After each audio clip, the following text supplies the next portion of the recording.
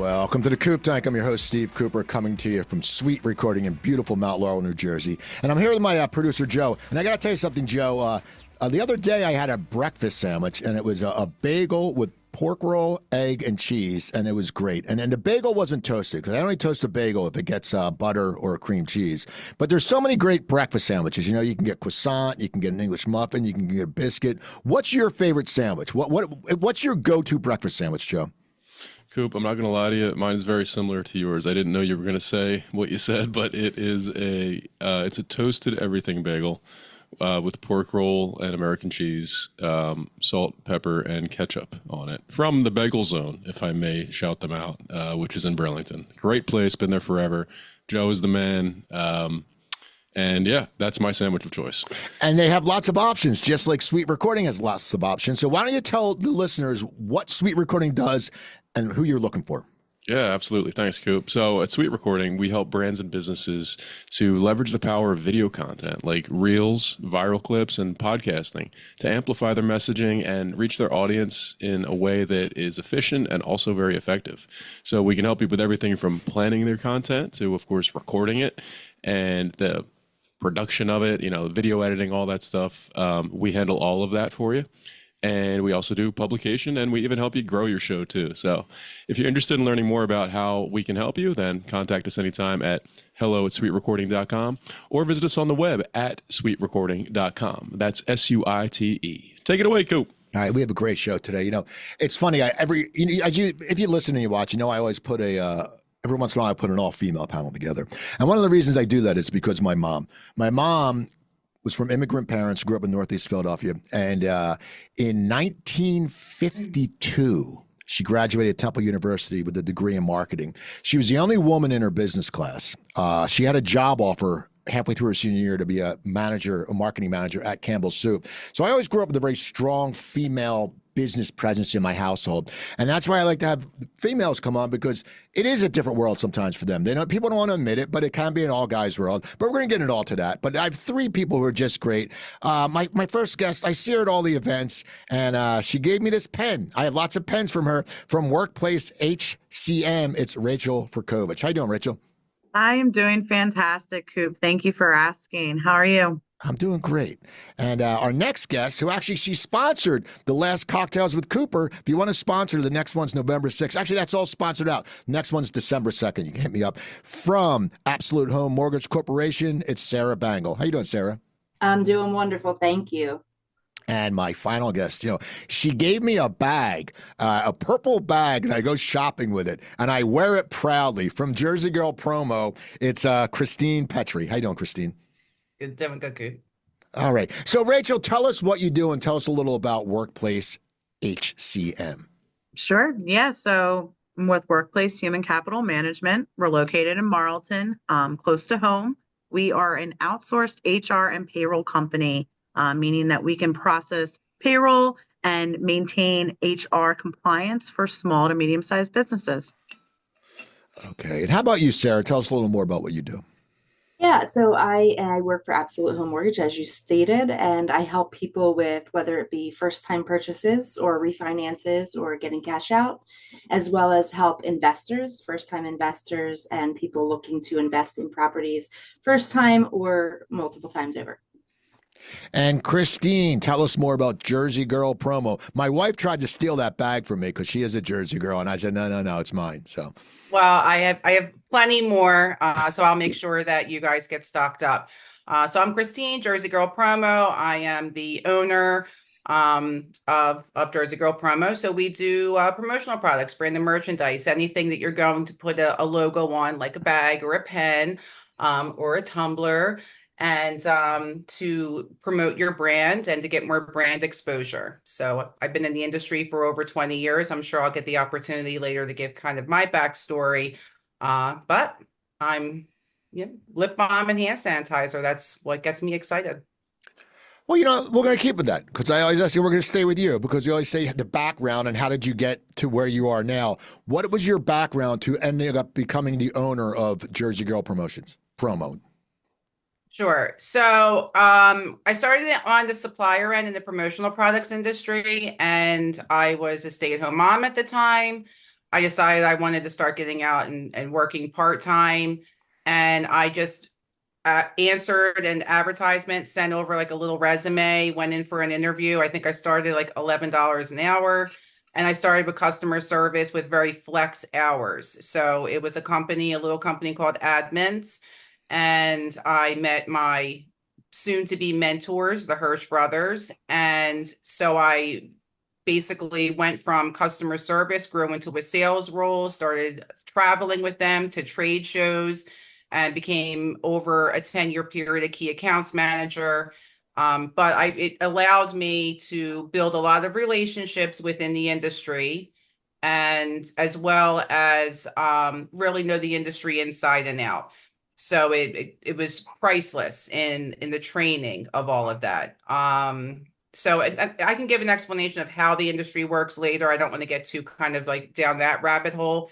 But anyway, I stepped away at one point because I feel like I had capped in my position, and the only other position that I would have been able to elevate to would have been more of a director's position.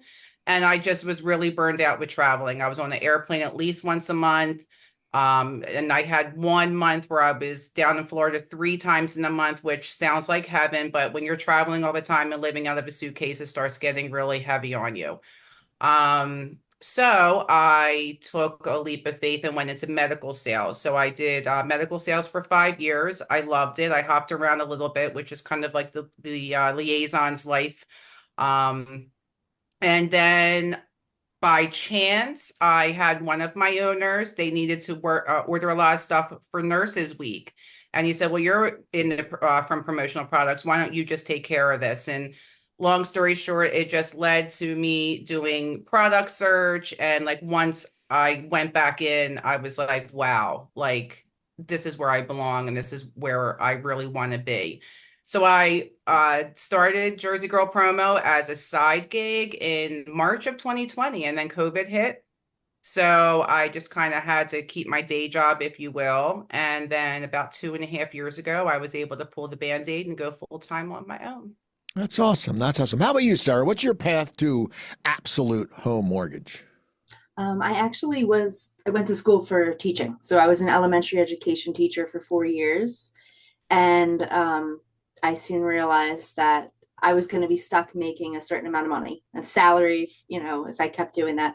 And my friend was actually doing mortgages and she's doing well. So I started in mortgages, and I met my manager now in February.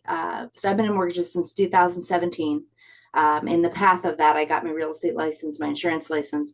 But ultimately, I love doing mortgages. I love helping people. And I take that same education background and kind of use that to educate people about mortgages, and use not everybody does mortgages every day. So that, they get a home and then maybe 10, 20 years later, they get another home.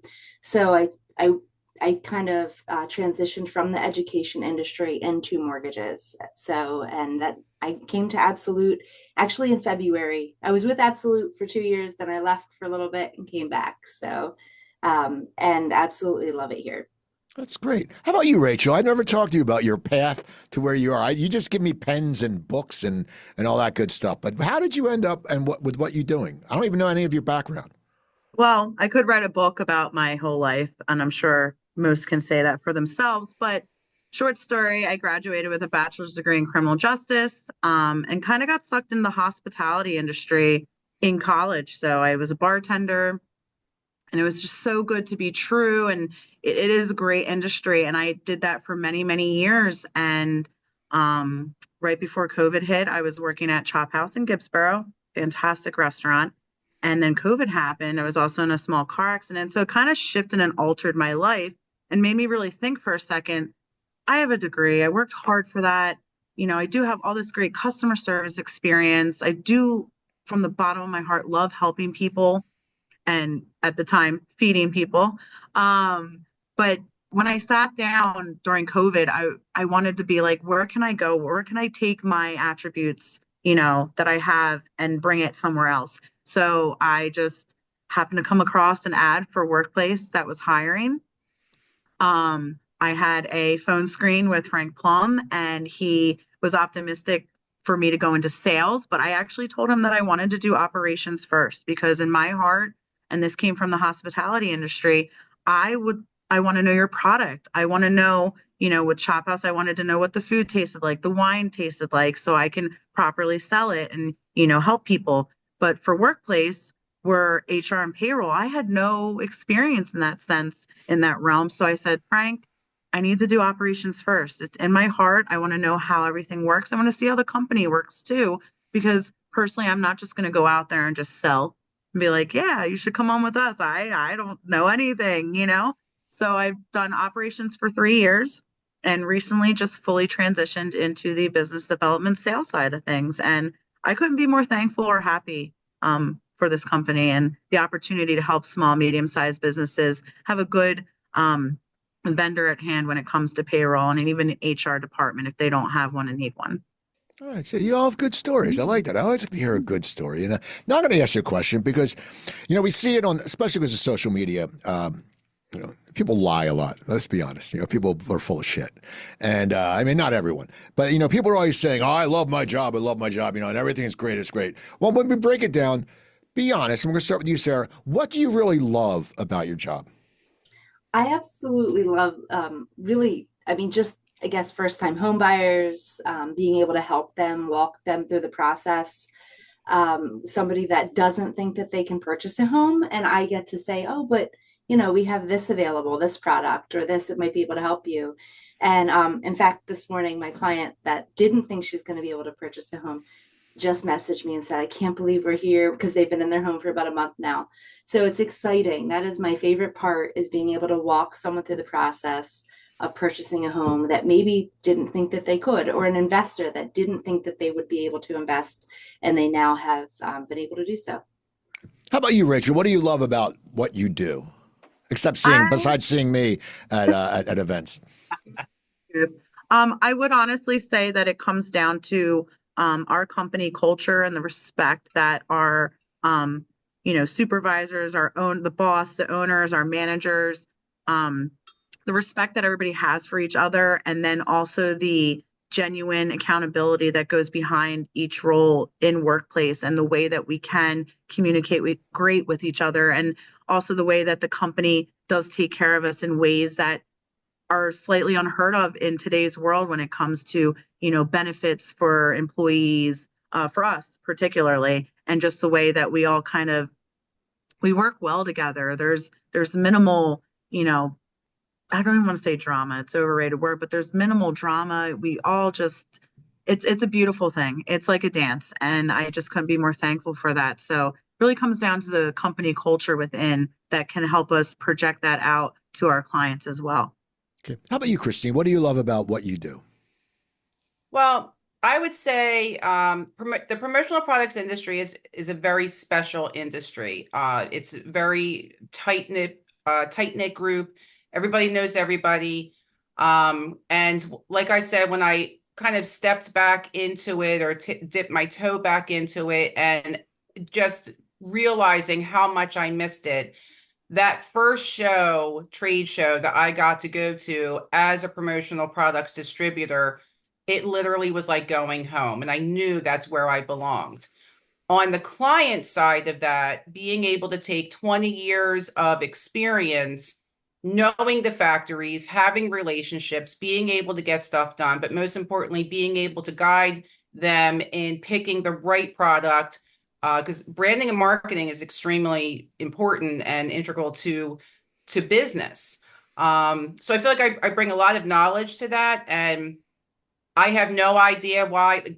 I just have a passion and a love for promotional products as much as I have for cooking. It's just, if you love it, you love it. And this is where I belong, and where I will sail out the rest of my career years for sure. Okay. So now we're going to flip that question, and we'll start with you, Rachel. What don't you like about your job? Because everything can be great, but there's stuff like, I love my marriage. I love my wife, but I don't like the fact that she has me make the bed, then she comes home and remakes it. Okay. And I can say that, and it pisses me off. I'm like, well, why aren't I even making it? But so there's something, you always dislike something. So be honest, Rachel, there's got to be something you don't like about your job. Such a hard question, Coop, because when I tell you this is a rare breed, it's a rare breed. But if I have to pick one thing that I could say, and I'll take this back to a personal level, is that I value my time so much. And, everybody should take time for themselves, regardless of their job. And I know jobs can be demanding and, deadlines. But at the end of the day, you are your own person. Your health is the most important to you. Therefore, you should always take care of yourself in micro ways or big ways. But for me, as much as I love networking, I want to be out there at all of them. I will say that there's times where the days are long. And, I come into the office at 8:30 and I might have an event in the morning, afternoon, and then after work, and might not get home till like 9 o'clock at night. So sometimes I feel that. And then I also try to set boundaries for myself, like, okay, priority events, making sure I do need to take care of what I need to take care of. But at the end of the day, maybe if, little shorter day from here to there, or just have a normal, like 9 to 5 day, is very refreshing to me. So it's truly probably the only thing. And even then, I still enjoy being out there, because I used to do doubles Right. in the restaurant world. I used to work 14 hours, so it's like it's nothing to me now. But yeah, if there's one thing that's a little downside to it, that would be it. Truly. How about you, Christine? There's got to be something you don't like about your job. Oh, I could probably give you an extensive list. However, I would say there's a stress factor, and it's not even something that I don't like. There's a stress factor when I pick product, we go through the whole process, the proofing process, payment, everything with the client, you're making promises, and then the factory on that end, somebody doesn't do their job and a ball gets dropped, you miss a deadline or you didn't deliver as promised. And then you have natural disaster. I had tumblers that were supposed to be coming out of Florida this week. It's not happening. And I was very fortunate to be dealing with a client that was very forgiving of that and understanding, because you can't control certain things. But as far as what I do not like, and I can say this 100%, it's the admin part of running a business. I can't stand the invoicing and all the back end stuff. It's I love the job, but I hate the responsibility, I guess, sometimes. Okay. How about you, Sarah? I guess I don't like that I don't get to see the client. So when you're on the realtor side of a transaction, you see the client and you become, close with them.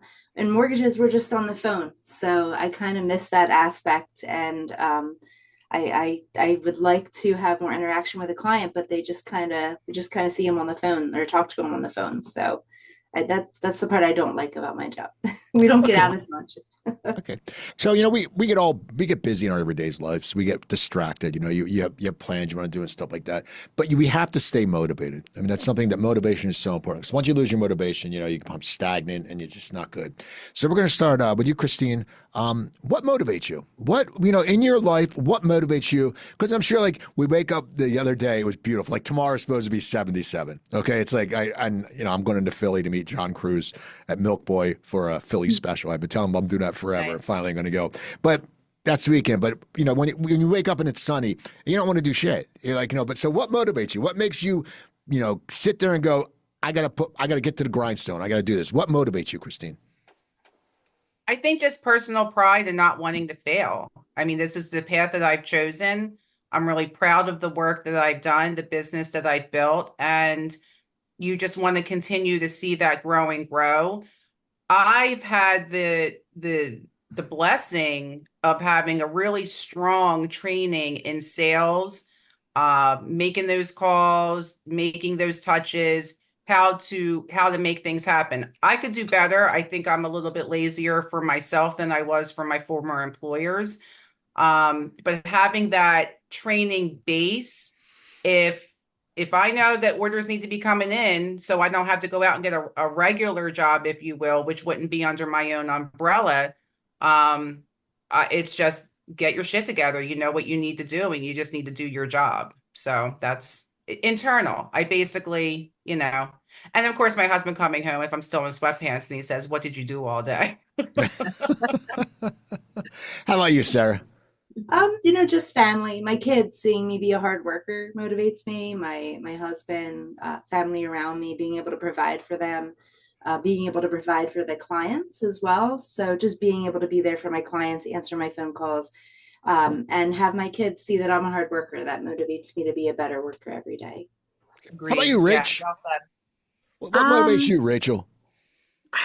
it's a little non-conventional, but in my mind, I put myself in the client's shoes as a business owner, and it could be a dream of mine one day to own my own business, but I look at the perspective of a business owner and how many moving parts it takes to own a business and run a business. And we're a pretty important part to a business, processing payroll. Everybody has employees, you have to pay them.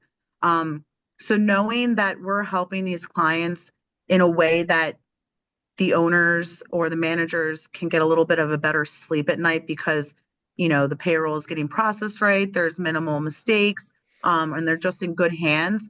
That that motivates me. That helps me sleep at night. I just, from coming from operations and seeing how we work for the client to now being able to explain that to prospects and potential clients, and knowing that we're helping these business owners and we're not that headache of a vendor. It's heartwarming to me. It's endearing.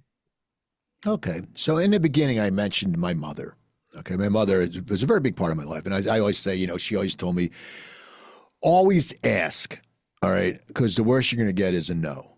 And then you roll with it. And so she was very important. And my father was too. And my wife is, but there are people who are important to me. But we all have important people in our lives. And, my mother helped me to grow who I am. I had a teacher in English my senior year who helped me, encouraged me to write comedy because I wrote a funny paper, how to give paper. I wrote how to give a wedgie, and I got an A. And he said, that's creative.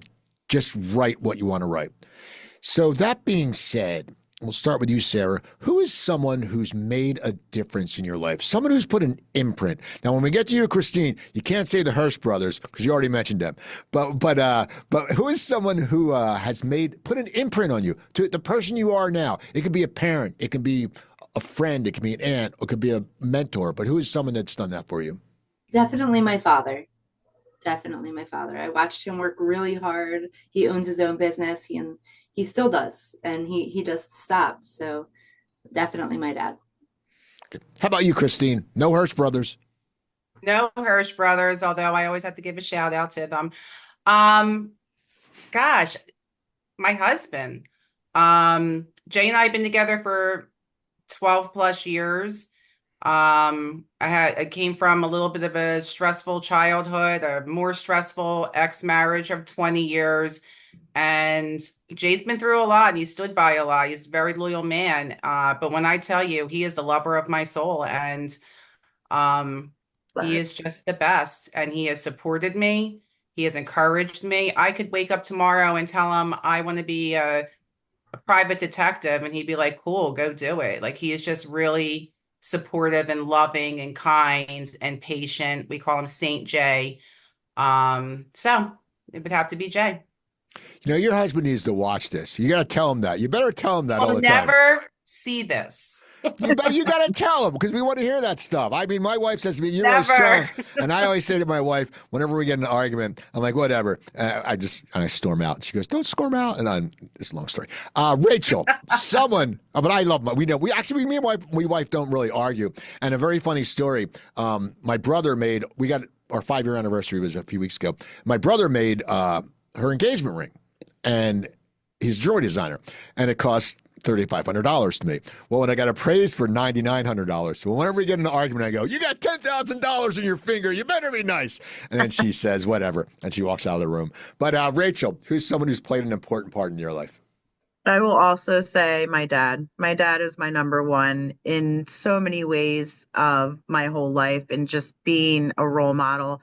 I'm a first generation Croatian, so my parents, my dad came from Croatia, was Yugoslavia, and just seeing a different style of family and just having that rock by my side to show me how to be a strong woman. I will say I was a tom girl when I was growing up. So I wore, the oversized sweatshirts and the leggings, and I'd always be outside playing, but just having him always there by my side, I couldn't thank him more in a million ways.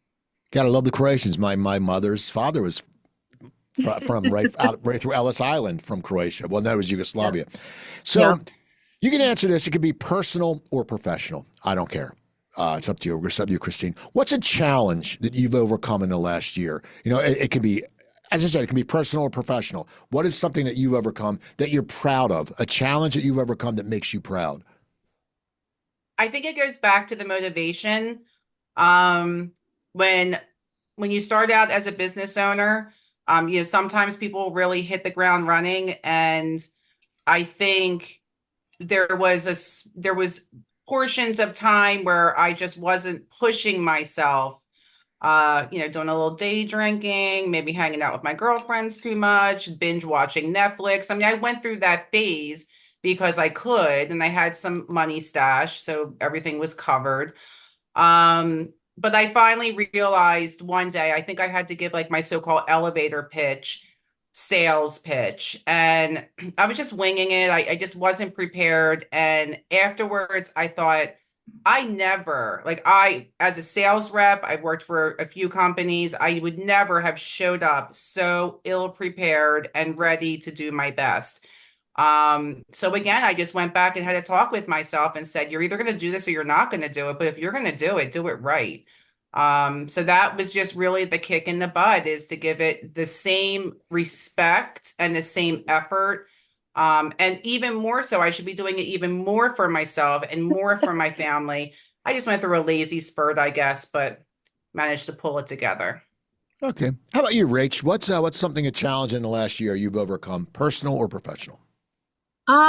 Personally, I will say that I'm proud of myself because I have now put myself in a good financial position. So, being in the hospitality industry, having cash on hand, it is so easy to blow those tips.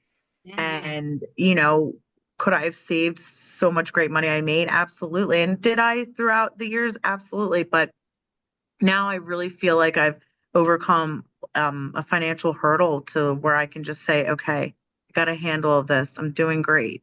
I'm able to, make smart decisions, save some money, have a good future goal. I never really looked into the future so far out and be like, oh, this is my 10-year, my 5-year, my retirement. I never placed that upon myself.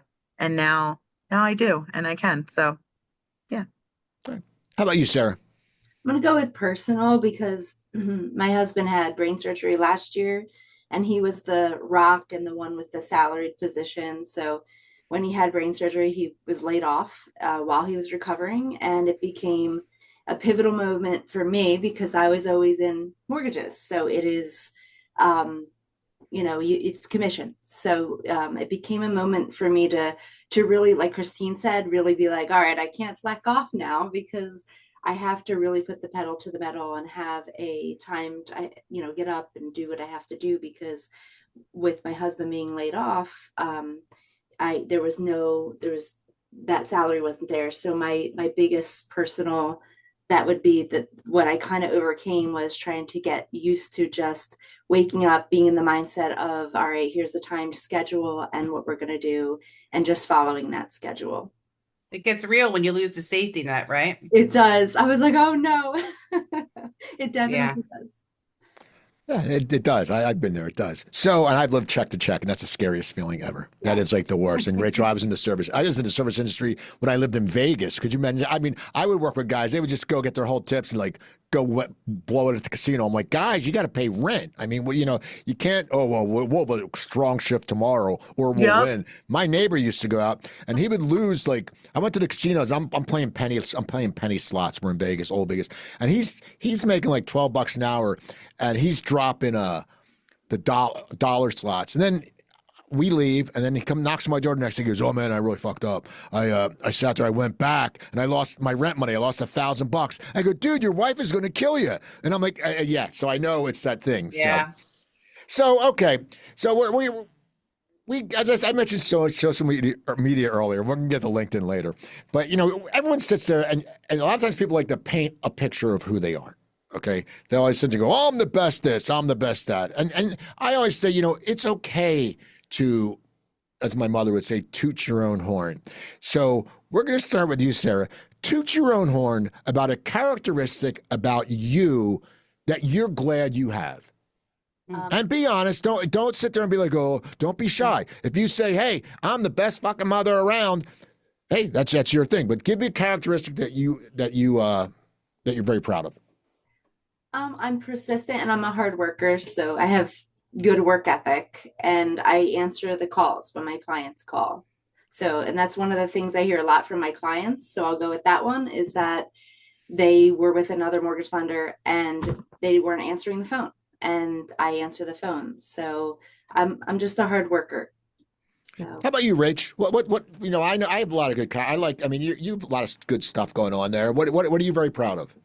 I'm proud of, in my opinion, I think I'm funny. I think I'm very transparent and funny and just a way that I can, maybe ease people's stress or in the moment, make them laugh. I've been doing it my whole life. I would like to say I have undiagnosed ADHD, so that kind of correlates with the humor, but I'm proud of that. I'm just proud of being my true, genuine self. So yeah. How about you, Christine? God, I'm like in my mind, like I'm trying to listen, but I'm also trying to like think. There's so many wonderful traits. I can't pick one. I would say my love for people. I love talking to people from all stretches of where they are in life and what they've been through. And I think that being able to real talk, to really listen. Like, I mean, obviously, I guess some people would say like it's more like a chameleon thing, but it's like know your audience. So I feel like I can respectfully or have conversation with people, but it's always genuine. I just meet them where they are, whether it's someone I bump into at Wawa, business wise, or even in my own home. And it really does come just from a natural love of building relationships and getting to know people. Okay. So it's an all-female panel. And one thing I've noticed about South Jersey is there's a very strong female network, whether it's Melissa Beach or if it's Joe Colantonio or, the list goes on, Susie Pertowski, it's great, the NABO. And I think it's a wonderful thing. And I think because, as I said, growing up with someone whose mother, I can imagine what my mom went through back in that time. However, you do go to events, and I still feel sometimes like it's the man's world. And I always say I fall into the demographic of the creepy old white guy. But luckily, I have a beautiful wife, so people know I'm not a creepy old white guy. I'm not trying to hit on anybody. Now, do you think, and we'll start with you, Rachel, do you still think it's a man's world out there? Like when you go to events, do you sometimes feel that you're not on an even playing field? Because we've seen it. When I moved back from LA, I had dudes like brushing me off, and then they found out I knew celebrities, and it's different now. But for you as a woman, and you're younger, so what is it? Do you think it's still a man's world? And if you think so, what can women do about it? And if you don't think so, that's fine. But tell me why you don't think so. I do think so, truly. But I also think it also depends on the room, and the setup. But as far as, change that we can make, us ladies, us women, us girls, we need to continue to show up. We need to continue to just show our true selves, be there for our own personal goals, morals, standards, for work, for ourselves, and just be in the room, be the voice in the room, stand up, show up, be consistent. But I think from my 38 years on this planet, I feel like I have, seen changes over the years of, women really making an impact in the world and in society and in many ways. So we just got to keep showing up. Okay. How about you, Christine? Because you're in an industry that there's a lot of females in the promo world, but it's a switch. It's 50. What are your experiences with the man's world? Well, I'm probably going to get myself in trouble yet again because I spoke this as my experience at a women's panel at a chamber event, and I think I was one of 3 women in the room that felt this way. I don't feel like I'm in a man's world or it is a man's world. I feel very strongly about that. I'm 70s baby, so I've seen it all. I grew up, right when women's lib was happening and girls were burning their bras. I grew up with a strong females around me. So maybe that helped. I grew up in Jersey, so I think that that probably helped. My first business mentor, Denise Cassicard over at Commerce Bank over in Marlton, so I had a strong female role model, and that entire leadership team, 5 or 6 women. So it wasn't like it was all guys. So I think my perspective was formed by that. But then going back to, my guys, when I entered the promotional products industry, I never ever felt that I was treated differently or did not have the same opportunities. And if anything, I feel like they were even more respectful with more opportunity. And I've been in a little bit of a bubble, or maybe I'm just thicker skinned if I get my ass smacked or something. I don't know, but I will say professionally, no, I think that I have just as much opportunity, and I believe that my girls, and we have 4 girls in our family, and I feel that they have just as much opportunity despite their gender. Okay. How about you, Sarah? I actually agree with Christine. I don't feel that way at all. In fact, I feel like a lot of women have band together over the many years, especially now. I see a lot more women, and they're all building each other up, and I just don't see that the man's world side. And maybe I'm in a different environment, but maybe not in the corporate world or whatnot, but I don't see that, so I don't believe that's so. Okay, that makes me happy. We have different. That's the thing. It's a point that there's 2 different views, and we've shared both views, and so there's no right or no wrong. But it's good, and I would rather that it was what Christine and Sarah said, because I don't want to see it, an all man's world. I mean, it's lazy, it's tiresome.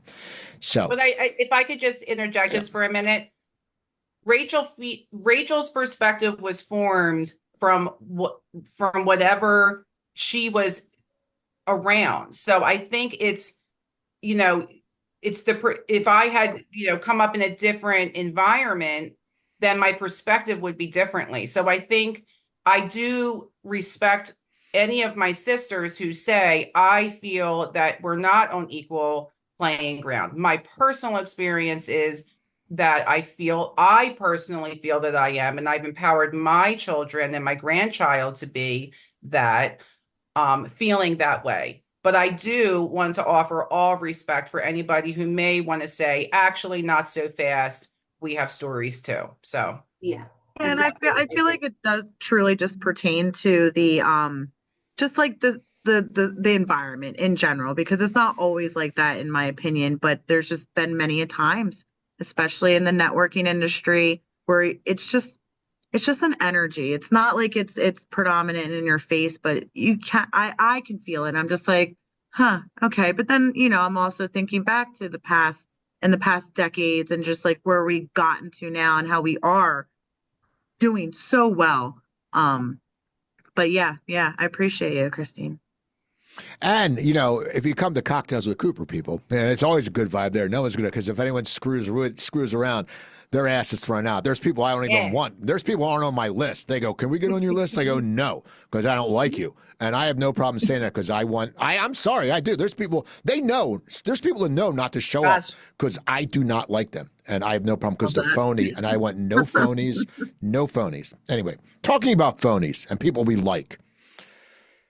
We live in a business where referrals are the key. You don't see people cold calling. Like when I got out of college, I sold fax machines. I was cold calling. I only sold fax machines because I had a Fiero, and you couldn't fit a copier in a Fiero, but you could fit a little fax in a Fiero. But it was cold calling. Now it's referrals. We all go by referrals. And I heard a story the other night of a guy at my event who took a referral from someone, and it just blew up in his face. It was awful. He's wasted money, and then it makes them look bad. For you, and we'll stay with you, we'll go with you, Christine. For you to refer someone, let's say I come up to you and I go, hey, Christine, I need someone who can paint my house. Let's say you know a painter. What does it take for you? What does a characteristic and qualities and traits does a person have to have for you to refer them? How do you refer someone? Well, I always go to on all levels of business, people work with people that they like. So, and the only way that you really get to like someone is if you have built a relationship. I'm part of BNI. It's a business networking group, and part of the training, or I read a podcast of people think just because they're in the same room or they're networking or they're part of the same group, like, oh, I'm the promotional products, everyone has to send that business my way. You have to earn the business. So I have to understand your business. I have to hear from others that that you're doing what you say you're going to do. Your reputation is everything, but really it's building that relationship and spending time with them. You're not going to shake my hand and then I'm going to tell my best friend to come to you for X, Y, and Z. Okay. How about you, Rachel?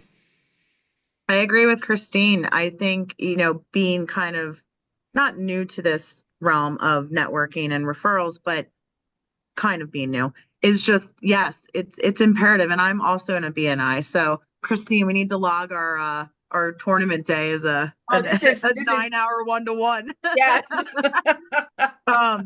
But yeah, I think relationships are important, and I did also learn this in BNI, and I'm in a couple of other classes, sales classes. Is that yes, when you can show up, again, showing up is important. When you can show up for those people that you are building that relationship with, it why not get to know that person on a deeper level? Like, oh, a painter, okay, X, Y, and Z company, cool. Where are you located? It's just you can have similarities or the likableness of somebody where you're just like, I feel like I can trust that person. It's all about the energy. I feel like I can trust that person. I know, or I've heard great things. I've seen, testimonies and facts about it. So it all goes hand in hand. I think I heard this somewhere that it takes 6 times meeting somebody for it to just really, for their name to click, for their face to click, and then a little bit more about themselves to click. So just getting out there and showing up. So relationships are so important. Okay. How about you, Sarah? I try to think of it as if I wouldn't refer them to my own family, then I probably don't want to refer them to a client. And, people work with people they know, like, and trust. So, and again, I mean, we go to networking events all the time. So like you said, that Rachel, that we really just want to take our time to know them. Maybe I try to get like their Facebook, try to get their social media presence, and then try to feel out kind of, what their reviews are and everything else before I refer people. So that's kind of where I go with things. If I wouldn't refer them to my family, I like that. Yeah. I like that. That's Well, good. don't judge my Facebook for anything referrals no. because my Facebook is not. I used to never even let business people on my Facebook page because it's completely separate. But now I'm like, you know what? Screw it. I don't care. I write stupid jokes. I put pictures of food and I wrote about music. This is a 2-part question. Posts. What's that? Thank you. I said, I love your posts. I appreciate your trip through Italy. It was wonderful. It was fun. The food was great. Yeah. Except the one thing, we stayed with my mother-in-law who was staying in an Airbnb in Penzano, and we get there and we had to share a single bed. Like a single, like I thought I was in college again, and there was one pillow, and it was awful, and that was the only bad thing, and it was uncomfortable. But anyway, don't get me started. This is a 2-parter. We'll start with you, Rachel. 2-parter, and we're talking about where you are in your life now, not because we all change as we get older and as we mature. First part, and if you think they're the same answer, you can say it. But what is success to you? And the second part is, what is happiness to you? Success to me is waking up every day, being able to seize the day, and every day is a new day. And what makes me happy, I mean, it's just giving it my best for myself, doing my best for myself, taking care of myself. I am number one. I used to always put others first. And, I'm finally being able to see that through, lots of therapy and, good people around me and mentorship. But yeah, being able to wake up every day and then just also taking care of myself first. How about you, Sarah? What is success? And then what is happiness? I think success for me is living life to the fullest. Like if I were to die tomorrow, like I know that I lived the best I could. Happiness, you choose it every day. So, um, you know, happiness to me is waking up and choosing that day, whether it's raining or sunny or I don't know, I missed the lights last night, whatever it may be, like I'm choosing to be happy and I'm choosing it. So that's kind of what it means to me. Christine? Success for me, whether personally or professionally, is if I go to bed and or wake up in the morning, I look at myself in the mirror and I know that I'm just doing my best, even if my best is just washing my hair that day because I'm just so stressed out. Or, meeting professional milestones, being kind. But really it's that look in the mirror and just being able to look myself in the eye and say, you're doing it. You're doing your best. Happiness, gosh, I think I would, for me, I'm at my happiest Sunday dinner. I think that that's the best way for me to describe it. We have 5 kids and 1 grandkid between us. We have some extended family. And so I love to cook. I don't have a problem getting up at 7 o'clock in the morning and throwing on the meatballs and the sausage.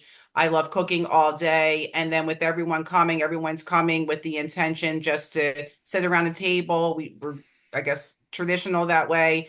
It's a big group, some wine, some food, and, catching up with each other. That to me is no matter what's going on. And I've had some heavy times over the last year or two, real heavy times. But the Sunday dinners, it just kind of seems to bring it all back, patch it up, little happiness, and then you get on with it. Sausage or gravy? What do you call it? I say sauce. Okay, that's what I meant, sausage. Good, thank you. I don't like when they say gravy. I'm like, what the hell? So are Okay. we coming over Sunday? Are we coming Yeah, over? Is everybody coming over Sunday? Listen, more the merrier. Where do you I live? love to Where do you meet live? people. I'll live bring in- the wine. Yeah. I'm in you are definitely in Where are you at? You're in Cherry Hill? Cherry Hill. Okay, I grew up there, so okay, I'll be over. I'll be over. Me and Joanne will be over Sunday night. She's Italian. She won't have to cook. I actually do the cooking. All right. So I met you all through networking, and that's how everyone meets. We all meet through networking now. Someone knows someone. Someone knows someone. It's happened to me the other day. I'm in ShopRite, and I see this guy who I knew from the Jersey Shore years ago, but I forgot who he was because that was years ago. And I met him at my event. And I saw him and we started talking. I was picking up a lemon and some zucchini to cook with. And then I said, I went my merry way. And then I'm turning a corner. I see another guy I know who's my wife's brother's best friend.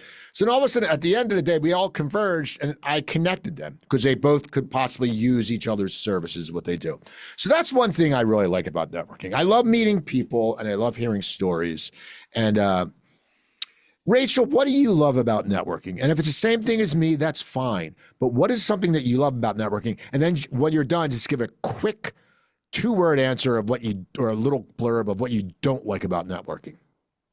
What I love about networking is having the opportunity to meet as many human beings as I can.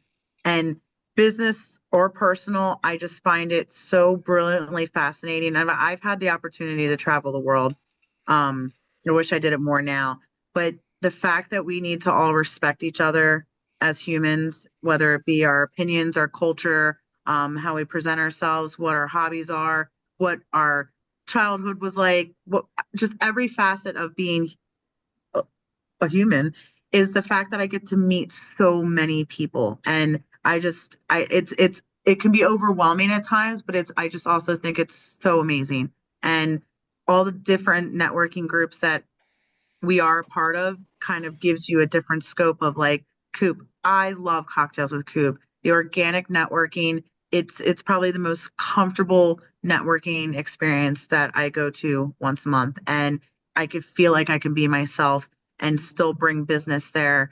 And there's others where it's a little more structured and there's a timeline and there's different parts to that event. And that's all great. I love that too. But then it's almost like it's limited. It's like I can't, talk to everybody in the room. So just having the opportunity to meet so many walks of life, personal and business. And then I guess it's just maybe the amount of events that I go to. Okay. How about you, Christine?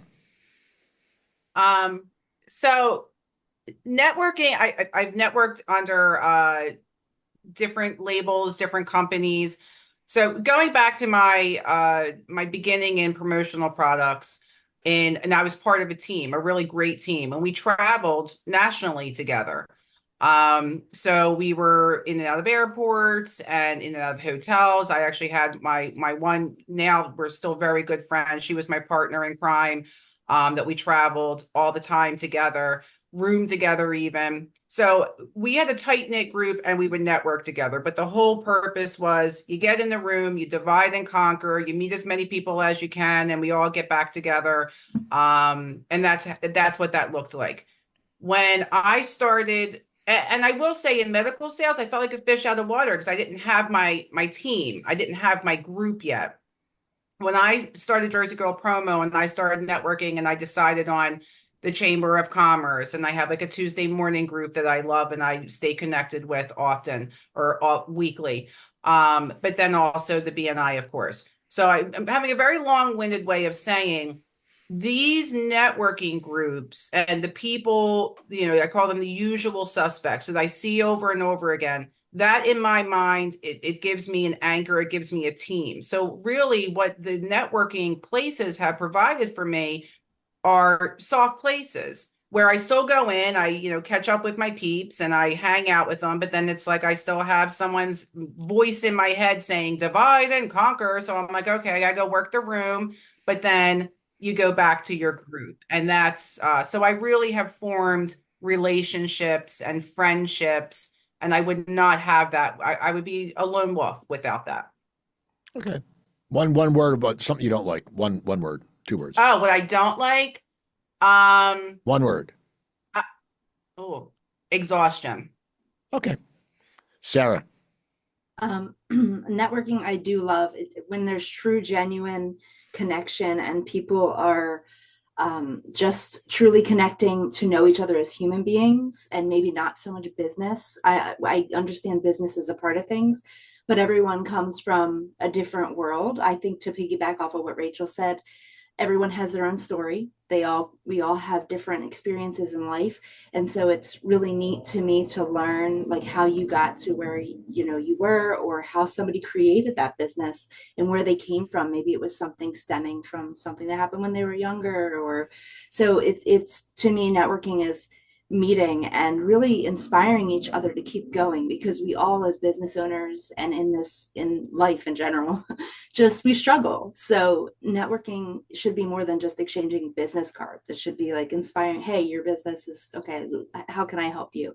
And I love that because there's been times when, we all have had it where we're able to connect to people and it's just, it might make a huge difference in their life. So it's, that's my favorite part about networking. And one word is something you don't like. One word that you don't like. Okay, tiring. Okay, so here's portion of the show that I always bitch. Okay, this is my bitch session. Social media, so important. You get burned out. But I go on LinkedIn and I promote my shows, and I'll put a picture of me and someone at an event because one, I have a pretty big following, and I like to shed interest on these people. Like, Maria Grande, I was at an event with her last night. She's teaching a class. So I put a picture of her. Oh, okay, maybe we should get to know her. And it's connecting. But lately, I've been on, and first of all, I see people like pimping out their families.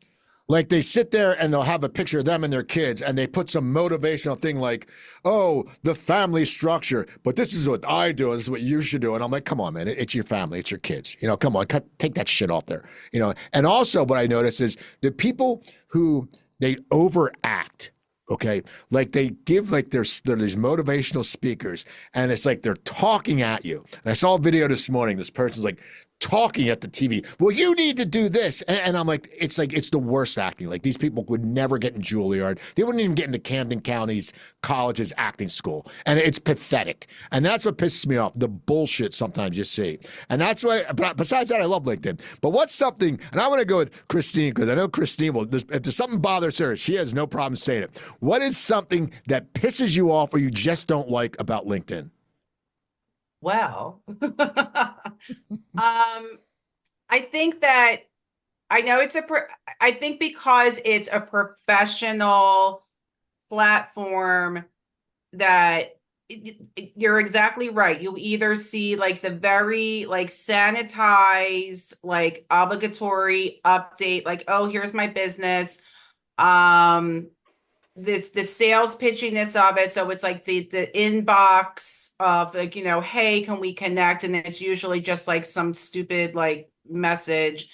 I actually dislike Facebook more than LinkedIn, and because I think that there's certain things that what I like about or I dislike about social media doesn't happen as much on LinkedIn, such as people feeling the need that you write a post and they're like, you spelled there wrong. So you have like the auto correctors. I don't necessarily feel myself get too worked up on LinkedIn other than I would like to be able to build better relationships. And I find it difficult to do so, like genuine relationships. Yeah. All right. How about you, Rach? I agree with Christine on the building relationships through LinkedIn. I myself am just kind of getting back to it into LinkedIn. I used to be hard on it, but when I do tap in at least once a week, it's these spam messages recruiting the hell out of me. And I'm like, no, I'm happy. No, thank you. Thank you. Have a good day. But like the people that I do know from out networking, I like that that's a portal to, connect with them, even if I already have like their email and their number, and congratulating people. So yeah, it's the spam, it's the insane spam. Okay. Messages. How about you, Sarah? LinkedIn, I'm not really on. I'm mostly on Facebook, but I like Facebook because I don't care what other people want to say or do. I just, but I like Facebook because it's a way of connecting and networking socially. And, we can still inspire and encourage each other through all these social media platforms. So I'm going to tell you a little secret. If I'm at an event and someone posts it on LinkedIn, and they tag me, not on LinkedIn, on Facebook, and they tag me, I always hide it from my profile. No, I've tagged you many times. But I haven't seen it. It doesn't, for some reason, it doesn't go to my profile. But I do because I have a certain persona on Facebook where my posts are different. It's me. It's not business. My Facebook is, but it incorporates my business. Anyway, enough about that. Well, here's the final question, people. So, you all have done well for yourselves. You're business people. You've created business. You've gone through different, metamorphosis of jobs, and you're out there, and people respect you. So sometimes people will come up to you for advice. It can be, if a person in high school, and Christine, you have daughters. If it's a high school kid came up to you, or if another person from networking was looking for another job, or someone got out of trade school, and they came up to you and they asked, for you to be in somewhat of a mentor position. We'll start with you, Rachel. What is some advice that you have used that has helped you that you would gladly give to someone else that would help them create, overcome an obstacle or just get their gears going for business? The opinions of others do not matter. Only the opinion of yourself matters. And you can be your own critic. It's healthy to be, but do not beat yourself up in life. And, be respectful to those who may have opinions of you, but don't let the opinions of others affect you so much that you feel stunted or frozen or stuck or questioning your own self-worth. Okay. How about you, Sarah? What advice? That's great advice. I always tell people kind of a similar thing. You got to have horse blinders on, and you can't worry about what people are saying on either side of you. You just have to focus on you, be the best version of yourself every day, and keep moving. Mm-hmm. Christine? I think I'm a little old school in if you want to make a career or you want to make an impact in something, you have to start at the bottom. Even if you have the opportunity to start a little bit higher up. Rachel and I just actually had a great conversation earlier this week, and she noted it today about the cross training and about learning all different departments. I think that anybody who wants to be in the industry needs to be working in customer service as well as operations in that industry, and not just for a month, for a little bit longer, so you really understand the business completely. And otherwise you're just a bullshit artist, and you're going to have to go back to those roots, and you're going to have to be able to have that conversation of you understanding the business if you really want to be successful. All right. Well, this has been great. Rachel, how can people get in touch with you if they want to use your business? If they want to use my business, I mean, I do have a workplace Facebook page for myself.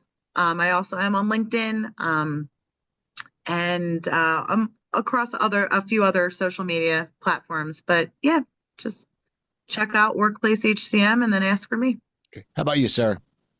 I'm on Facebook as Sarah Jean. I have a TikTok account, and then I have a business account, Sarah Bangle, for mortgages as well. Okay, Christine. I would check out my website at jerseygirlpromo.com. And if anybody wants to reach me direct, they can email me at christine@jerseygirlpromo.com. CHRISTINE. People, you can reach me at the Coop Tank at yahoo.com. You can go on the YouTube or Spotify, look up the Coop Tank, listen to past episodes, rate them, review them. It's great. Go to my website, coopertalk.net. I have 1,024 episodes. I have a great episode going up this week with Jim O'Hare, who played Jerry on Parks and Recreation. Wonderful guy. Just really insightful about his career and how he worked his ass off, and then he got that big score, but he still works and he loves it. Also, if you go into YouTube, look up Comedy Trainwreck, Coop's Comedy Corner. Every week I have comedians, TV writers coming in and talking about the craft, the creative process, just telling great stories, and it's a fun time. October 23rd, Soundplex Studios. Corks, Comedy, and Connections. It's going to be a little bit of networking. It's going to be wine tasting. It's going to be me hosting a comedy show with the very, very funny Coleman Green, national headliner, good buddy of mine. Contact me at the Coop Tank at yahoo.com to get the link to buy tickets. Also, if you don't like speaking in public, if you're afraid or you don't get anxious or you just want to have some fun, starting November 4th at the Soundplex Studios, it's Coop's Comedy Class. It's a four-week boot camp. You come in, we find out why you're afraid to speak, and then we create a stand-up set or a storytelling set, and then at the last class, you go on stage with all the other classmates, each doing your act, and you bring your friends out. It's a great time. So hit me up at, once again, the Coop Tank at yahoo.com. Also, don't forget, Joe Gangemi's kick-ass producer, the best in town. That's why I do my show here. You can reach him at hello@SuiteRecording.com. So yeah, check us out, rate us, like us, give these people your business. I'm Steve Cooper, and I'll talk to you guys next week.